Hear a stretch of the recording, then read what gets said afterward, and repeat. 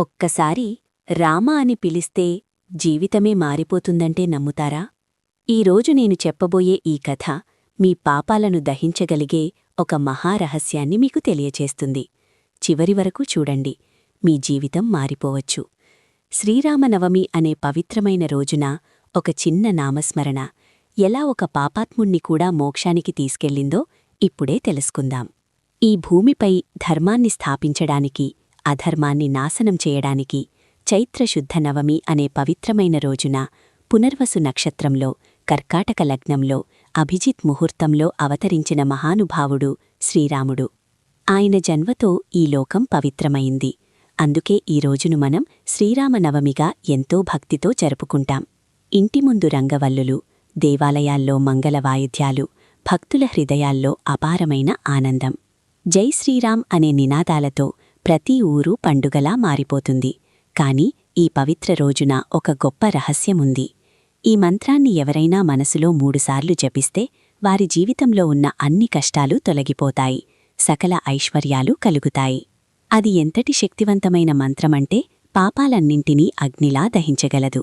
పూర్వం అజామిలుడు అనే ఒక బ్రాహ్మణుడు ఉండేవాడు. అతను సద్గుణ సంపన్నుడు, శాస్త్రాల్లో ప్రావీణ్యం కలవాడు. ఒకరోజు తన తండ్రి ఆజ్ఞతో అడవికి వెళ్లాడు. కాని అక్కడ అతని జీవితాన్ని మార్చేసిన సంఘటన జరిగింది. ఒక వేశ్యను చూసి అతని మనసులో కామవాంఛ పెరిగింది. అతను తన ధర్మాన్ని, తన కుటుంబాన్ని అన్నింటినీ మరిచిపోయాడు. ఆ వేశ్య మాయలో పడిపోయి అతను తన భార్యను కూడా వదిలేశాడు.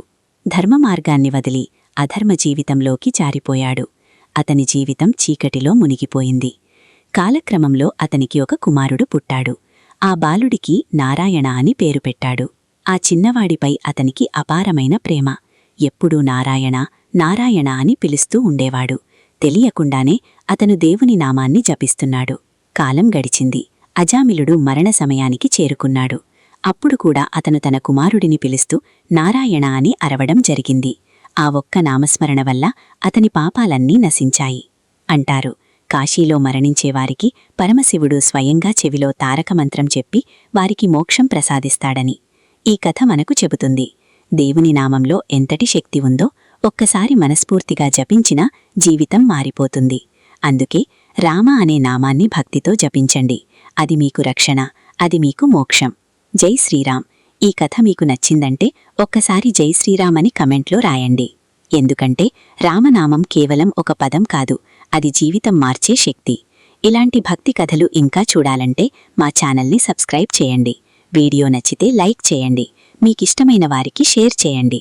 మళ్ళీ కలుద్దాం మరో అద్భుతమైన కథతో. జై శ్రీరామ్.